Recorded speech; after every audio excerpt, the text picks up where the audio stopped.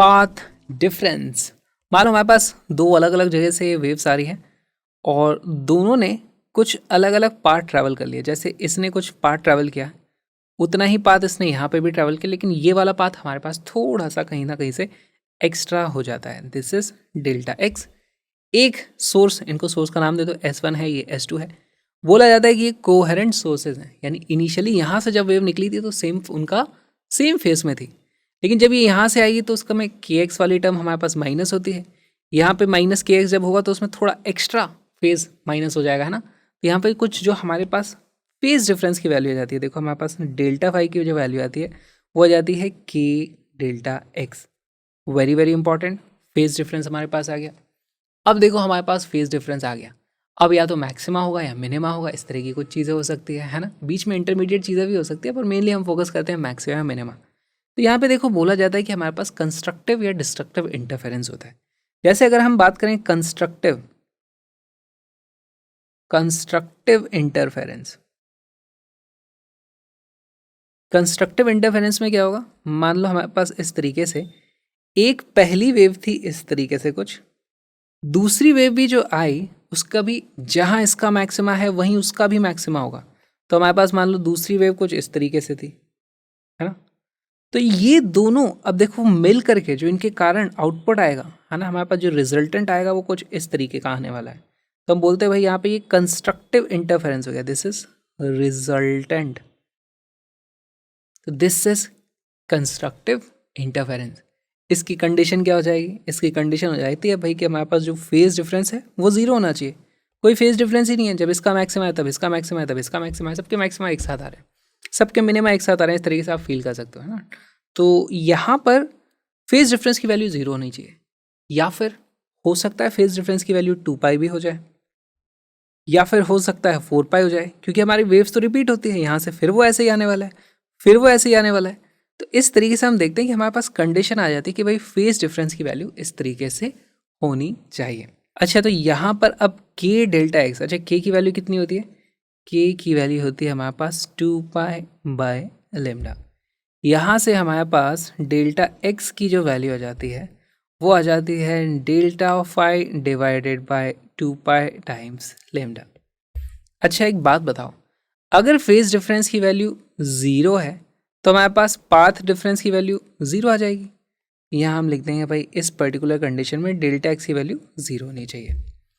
अगर phase difference की value 2π हो जाए तो हमारे पास ये दोनों कट जाएगा, पाथ डिफरेंस की वैल्यू लेमडा के बराबर आ जानी चाहिए, वेवलेंथ के बराबर। तो यहाँ पे ये लेमडा आ जाता है, फिर आप इसी तरीके से देखोगे 2λ आ जाएगा, 3λ आ जाएगा, इस तरीके से हमारे पास वैल्यूज़ आती जाती है।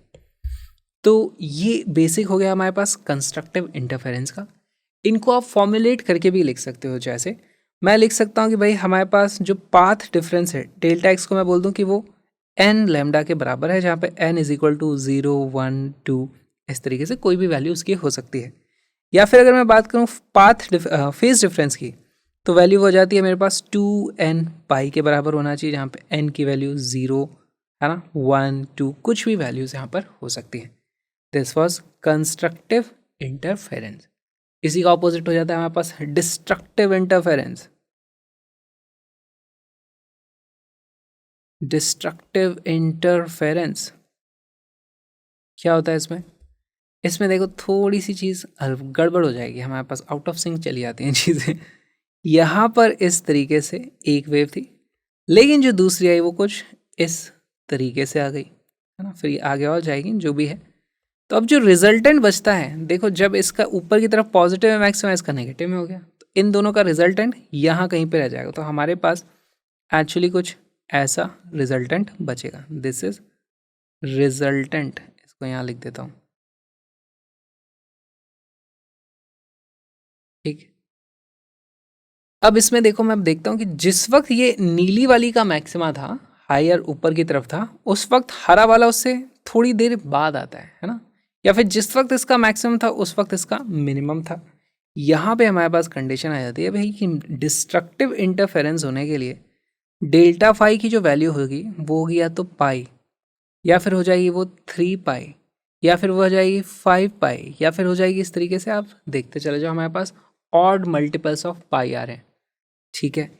इसी को मैं लिख सकता हूँ। अब इसको लिखने का तरीका क्या हो जाएगा, इसको आप लिख दो 2n+1 टाइम्स पाई, इस तरीके से आप लिख सकते हो, जहाँ पे n की वैल्यू हो जाएगी 0, 1, 2, कोई भी आप n की वैल्यू डालो। सिमिलरली यहाँ पे देखो इसकी वेवलेंथ ऐसे जा रही थी, अगले वाले की वेवलेंथ यहाँ से शुरू होकर कैसे आती है, यहाँ पर वेवलेंथ में हाफ वेवलेंथ का पार्ट डिफरेंस है। और आप इस फॉर्मूले में भी वैल्यू रखोगे, अगर यहाँ पे मैं पाई रख दूँ तो पाई से पाई कट जाता है, हमारे पास डेल्टा एक्स की वैल्यू क्या आ जाती है, वेवलेंथ बाई 2। तो यहाँ पर हमें आपको वैल्यू बहुत इंटरेस्टिंग से मिल जाती है कि भाई अगर डिस्ट्रक्टिव इंटरफेरेंस होना है तो पार्ट डिफरेंस की वैल्यू या तो लेमडा बाई 2 होगी, या फिर वो हो जाएगी हमारे पास 3 लेमडा बाई 2। 3 लेमडा बाई 2 मतलब हाफ वेवलेंथ हो गई लेमडा बाई 2, और फिर उसके बाद एक और लेमडा को ऐड कर दो, है ना। तो ये हमारे पास है, फिर ये हमारे पास है, फिर ये हमारे पास है। अगली वाली यहाँ से शुरू हो या तो, या फिर यहाँ से शुरू हो, या फिर यहाँ से शुरू हो, तो इस तरीके से ऐड होते चले जाते हैं। हमारे पास यहाँ पे हो जाएगा 5 लेमडा बाई 2, और इस तरीके से आप देख सकते हो। या फिर डेल्टा एक्स को भी आप बोल सकते हो, एक फॉर्मूला इसका भी बनाया जा सकता है, वो आ जाता है हमारे पास 2n+1 लेमडा बाई 2, और यहाँ पे n की वैल्यू 0, 1, 2 कुछ भी आप वैल्यू इसकी रख सकते हो। ये बेसिक है पूरे के पूरे इंटरफेरेंस का, बहुत ही इंपॉर्टेंट सी चीज़, लेकिन कोई मुश्किल नहीं है। जब भी हमारे पास 2 पाई या फिर लेमडा का पार्ट डिफरेंस, फेज डिफरेंस आ रहा है, कंस्ट्रक्टिव इंटरफेरेंस, डिस्ट्रक्टिव के लिए वही वैल्यू हो जाएगी पाई, 3 पाई, 5 पाई, या फिर lambda by 2, 3 lambda by 2, 5 lambda by 2, इस तरीके की वैल्यूज हमें देखने को मिलेंगी। और ये बहुत ही इंपॉर्टेंट हमारे पास इक्वेशन है, इसको हमेशा ध्यान रखना।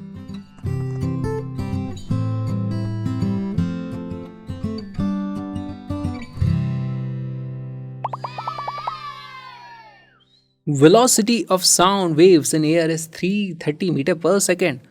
For a particular sound wave in air, a path difference of 40 centimeter is equivalent to phase difference of 1.6 pi. The frequency of this wave is, बहुत ही सिंपल सा सोल्यूशन है। हमें कुछ तो इन्होंने दे रखा है पाथ डिफरेंट डेल्टा एक्स की वैल्यू, उसके करस्पॉन्डिंग हमें डेल्टा फाई की वैल्यू दी हुई है। वीडियो को पॉज करो, ज़रा सॉल्व करो क्वेश्चन को।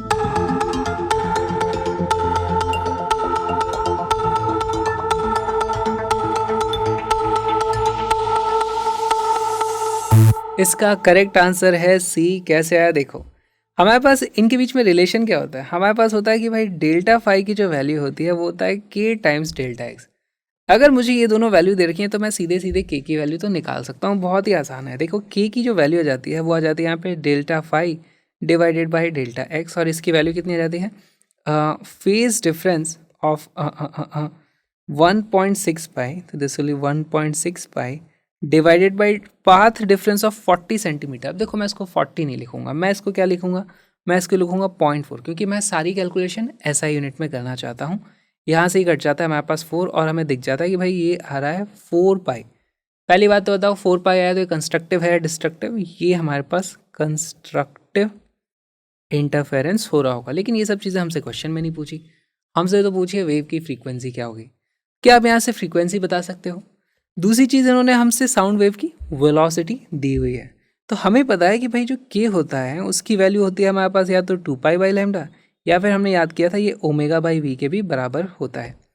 अगर मुझे के पता है, मुझे वेलोसिटी दी है, तो क्या मैं ओमेगा की वैल्यू निकाल सकता हूँ? यस, ओमेगा की वैल्यू आ जाती है वेलोसिटी इनटू के। यहाँ से आ जाता है मेरे पास 330 मल्टीप्लाइड बाई के की जो वैल्यू आई है वो आई है 4 पाई के बराबर, ना 4 पाई इस तरीके से। और ओमेगा को, अब हमसे ओमेगा नहीं पूछा है, हमसे तो पूछी है फ्रीक्वेंसी, तो हम बोलते हैं omega is equal to 2 pi F के बराबर होती है। यहाँ से हमारे पास जो फ्रीक्वेंसी की वैल्यू जाती है वो जाती है 660 hertz, and C is our correct answer. देखो कितना सिंपल है।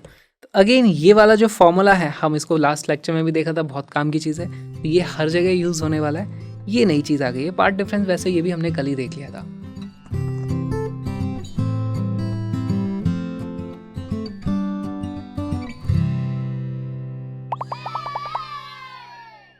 Two coherent sources of sound S1 and S2 produce sound waves of the same wavelength lambda is equal to 1 meter in phase. S1 and S2 are 1.5 meter apart. देखो same चीज़ हम Young's double slit experiment में भी बहुत बार करने वाले हैं। अब देखो क्या होगा, अलग अलग जगह पे अलग अलग पाथ डिफरेंस के कारण हमारे पास अलग अलग फेज डिफरेंस आएगा। एक जगह मैक्सिमा होगा, एक जगह मिनिमा होगा। तो हमें यही कुछ कैलकुलेशंस करनी पड़ेंगी। ठीक है, कोई बात नहीं, कर लेंगे, बहुत आसान है। S1 S2 की वैल्यू हमें 1.5 मीटर अपार्ट, तो हमें देखो S1 S2 1.5 मीटर अपार्ट है। लिसनर लोकेटेड एट L, तो यहाँ पर L ये है directly in front of S2, this is L, listener L। Finds that the intensity is at a minimum, यहाँ पर हमारे पास क्या है, मिनिमा। ठीक है, क्या आप बता सकते हो यहाँ पे मिनिमा क्यों हुआ होगा? एक साउंड यहाँ से आया, दूसरा साउंड यहाँ से आया, इन दोनों ने डेफिनेटली, देखो ये वाली जो लेंथ है वो तो इस वाली के बराबर हो गई यहाँ तक, ये वाली दोनों लेंथ बराबर हैं, ये इसने कुछ एक्स्ट्रा ट्रैवल किया, उसके कारण कुछ मिनिमा आ गया, यानी कि इसकी जो वैल्यू है, हम पाथ लेंथ की वैल्यू यहाँ से बता सकते हैं, या तो वो λ/2 रहा होगा, या फिर वो 3 λ/2 रहा होगा, या वो 5 λ/2 रहा होगा, इस तरीके की कुछ वैल्यूज रही होंगी। ठीक है, okay. Intensity is at a minimum when is 2 metre away from S2। The listener moves away from S1 keeping his distance from S2 fixed. अभी यहाँ से मूव होता है, S2 से इसका जो डिस्टेंस था वो 2 मीटर ही था, अब S2 से डिस्टेंस अभी भी 2 मीटर है, तो वो यानी कि इस तरीके से एक सर्कल में घूम रहा होगा। ठीक है, okay. The adjacent maximum of intensity is observed when the listener is at a distance D from S1। अब देखो यहाँ पर पहले इसका कुछ डिस्टेंस था, उसके कारण मिनिमा हमें देखने को मिल रहा था, लेकिन अब ये वाला डिस्टेंस बदल गया है, अब इसको फिर से मैक्सिमा देखने को मिल रहा है। अच्छा, ये वाला डिस्टेंस ज़्यादा होगा या कम होगा? तो ये जो डिस्टेंस था उससे ये वाली वैल्यू ज़्यादा आने वाली है, तो अगर ये वाली वैल्यू λ/2 थी, तो अब हमारे पास नेक्स्ट मैक्सिमा है ना, मिनिमा के जस्ट बाद वाला मैक्सिमा है। ऐसा भी हो सकता था कि मिनिमा है फिर मैक्सिमा है, फिर से मिनिमा आ गया, फिर मैक्सिमा आ गया, तो मैं बता नहीं पाता। यहाँ पे मुझे पता है ये λ/2 था, डिस्ट्रक्टिव इंटरफेरेंस है, तो उसके बाद नेक्स्ट कंस्ट्रक्टिव इंटरफेरेंस λ पे होता है। अगर ये वाली वैल्यू मेरे पास 3 λ/2 होती, तो उसके बाद नेक्स्ट कंस्ट्रक्टिव इंटरफेरेंस 4 λ/2 यानी कि 2 λ पर होता है। इस तरीके से मैं चीज़ें समझ सकता हूँ। बहुत ही अच्छा सवाल है, वीडियो को पॉज करो, D की वैल्यू पता करो।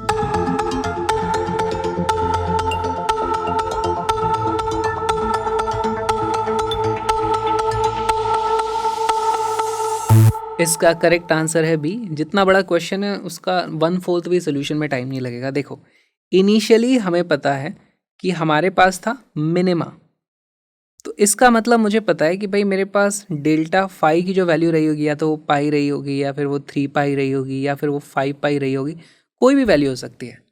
इसके करस्पॉन्डिंग मैं बोल दूंगा भाई मेरे पास डेल्टा एक्स की वैल्यू या तो वो λ/2 होती, या फिर 3 λ/2 होती, या फिर 5 λ/2 होती, कोई भी वैल्यू वो हो सकती थी। फिर उसके बाद हमने इस तरीके से मूव किया। अब हमारा पाथ डिफरेंस बड़ा है। देखो, पहले पाथ डिफरेंस इन दोनों के बीच का जो डिस्टेंस था ये था, फिर अब ये वाला डिस्टेंस तो और बढ़ गया हमारे पास, तो हमारे पास और ज़्यादा पाथ डिफरेंस बढ़ा होगा। तो हमारा जो नेक्स्ट है ना, नेक्स्ट मैक्सिमा, हमें वहाँ पे क्या लिखा है, कहीं लिखा होगा इसमें, immediate maxima, the adjacent maximum of intensity, यानी इसके जस्ट बाद वाला जो मैक्सिमा है, जब वो आया होगा, तो यानी कि यहाँ पर अगर λ/2 था, तो नेक्स्ट हमारे पास आएगा वो डेफिनेटली सिर्फ लेमडा हो जाएगा, ये लेमडा में कन्वर्ट हो जाएगा, ये वाला लेमडा 2 लेमडा में हो जाएगा, ये वाला हमारे पास 3 लेमडा में हो जाएगा। तो मैं बोल सकता हूँ भाई इनिशियली मेरे पास कुछ पाथ डिफरेंस था, क्या लिखूँगा मैं उसको, डेल्टा x1, बाद में हमारे पास फिर से कुछ पाथ डिफरेंस आ गया है, वो हो गया डेल्टा x2, उसको लिख देते हैं, और इन दोनों के बीच में जो डिफरेंस है वो हाफ वेवलेंथ का है, तो delta x1 plus λ/2 will be equal to delta x2। ठीक है, अच्छा डेल्टा x1 बता सकते हो, अगर ये वाली वैल्यू 1.5 है, ये वाली वैल्यू 2.2 है, पाइथागोरस थ्योरम से हमें पता चल जाता है ये वाली जो लेंथ है, दिस लेंथ इज कितनी, पहले तो ये बताओ, ये हो जाएगी 2.5 मीटर। कैसे हो गया, ये देखो, ये है 5/2, ये है 4/2, ये है 3/2, ये हो गया ना हमारे पास राइट एंगल ट्राइंगल, तो हमारे पास ये वाली वैल्यू आ जाती है 5/2। इनिशियली जो हमारे पास पाथ डिफरेंस था कितना हो जाता है, हमारे पास इनिशियल पाथ डिफरेंस आ जाता है 2.5 माइनस 2 के बराबर, प्लस वेवलेंथ डिवाइडेड बाई 2। अच्छा, वेवलेंथ की वैल्यू कितनी है, 1 मीटर, तो हो जाता है मेरे पास 1/2 will be equal to, finally path length कितनी है, पाथ डिफरेंस कितना आ रहा है, ये है d, ये है 2, तो हमारे पास पाथ डिफरेंस हो जाएगा d-2। यहाँ से मुझे पता चल जाता है कि d की जो वैल्यू हो जाएगी 1 + 2 यानी कि 3 metre, and B becomes our correct answer. बहुत ही अच्छा कॉन्सेप्चुअल ये सवाल हो गया।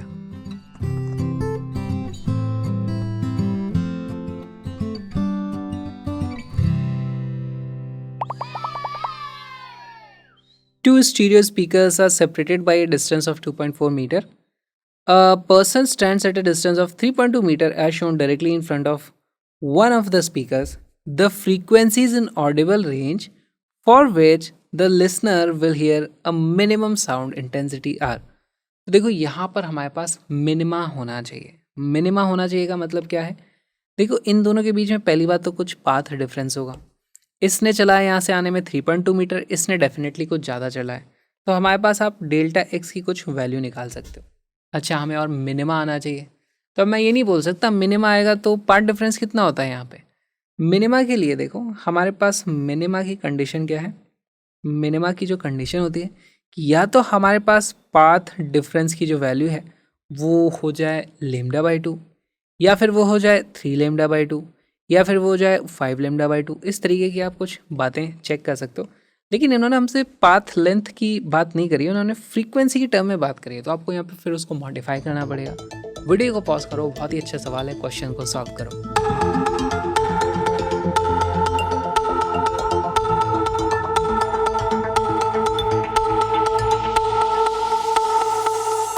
इसका करेक्ट आंसर है सी. सॉल्व करते हैं कैसे. देखो पहले तो मुझे ये वाली लेंथ पता करनी है और यहाँ पे मैं देख के बता सकता हूँ ये जो लिखा हुआ है ये क्या लिखा हुआ है. 2.4 is what, this is 0.8 into 3, this is 0.8 into 4. तो ये मेरे पास आ जाता है 0.8 into 5 which is equal to कितना हो जाएगा. ये हो जाता है मेरे पास 4 मीटर के बराबर. पाथ डिफरेंस की वैल्यू कितनी हो जाएगी. देखो यहाँ से 4 मीटर चल रहा है, ये 3.2 मीटर चल रहा था. पाथ डिफरेंस की वैल्यू 4 नहीं होगी, वो होगी 4 minus 3.2 which is equal to 0.8 metre. अब अलग अलग फ्रीक्वेंसी के लिए ये 0.8 मीटर जो है वो हो सकता है लेमडा हो जाए, या फिर हो सकता है वो उसके लिए लेमडा बाई 2 हो जाए. इस तरीके की कुछ चीज़ें हमारे पास हो सकती हैं. अच्छा, हमारे पास कंडीशन है 0.8 मीटर इज इक्वल टू, यहाँ पे देखो इसको मैं पैरामीट्रिक फॉर्म में लिखने की कोशिश करता हूँ. इसको मैं क्या लिख सकता हूँ, इसको मैं लिख सकता हूँ 2n + 1 लेमडा बाई 2. इस फॉर्मेट में हमारे पास होना चाहिए 0.8 मीटर, तभी हमारे पास मिनिमा देखने को मिलेगा. वहाँ पर सेम क्वेश्चन को मॉडिफाई किया जा सकता है, यहाँ पे मैक्सिमा होना चाहिए. उस केस में क्या कंडीशन आ जाती, यहाँ पे आ जाता हमारे पास n लेमडा बस. ठीक है, मैक्सिमा की कंडीशन वो आ जाती. ठीक, हमें तो मिनिमा की वैल्यू पता करनी है.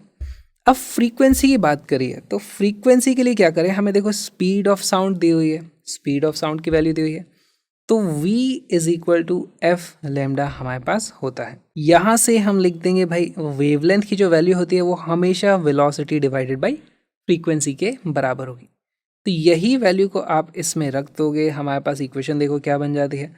0.8 is equal to 2n + 1, wavelength की जगह मैं रख दूंगा वेलोसिटी डिवाइडेड बाई, यहाँ पे मेरे पास 2f था. इस तरीके से तो यहाँ से फ्रीक्वेंसी की जो वैल्यू आ जाती है वो आ जाती है मेरे पास 2n + 1 multiplied by velocity. Velocity कितनी दी हुई है 320 डिवाइडेड बाई 2 था, और यहाँ पे हमारे पास 0.8 भी इस तरीके से आ जाएगा. तो यहाँ से 0.8 और ये करके हो जाता है 1.6, और 1.6 से आप इसको करोगे तो 1.6 इंटू 2 हो जाता है मेरे पास यहाँ पर 3.2, और फिर 100 लग जाएगा यहाँ पे.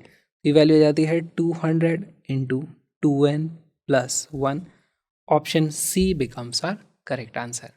बहुत ही अच्छा वेरिएशन हो सकता है यहाँ पे. अगर मैक्सिमम आता तो क्या आंसर होता, वीडियो को पॉज करो, उसको आप कमेंट करके मुझे बता सकते हो. ये जो छोटा सा वीडियो आपने देखा, एक छोटा सा पार्ट है प्यारे से कलरफुल से क्रैश कोर्स का, जहाँ पे 11th और 12th पूरे सारे के सारे कॉन्सेप्ट्स और बहुत सारे इंपॉर्टेंट क्वेश्चन, सारे के सारे तरह के PYQs, जितने भी तरीके के PYQs पूछे गए हैं, all types of PYQs have been covered. Colourful notes भी वहाँ आपको मिल जाते हैं. कलरफुल नोट्स का लिंक डिस्क्रिप्शन में है, साथ में पूरे कोर्स का भी लिंक डिस्क्रिप्शन में है. तो आ जाओ, वहाँ पर स्ट्रक्चर तरीके से पढ़ेंगे. मिलते हैं फुल कोर्स में.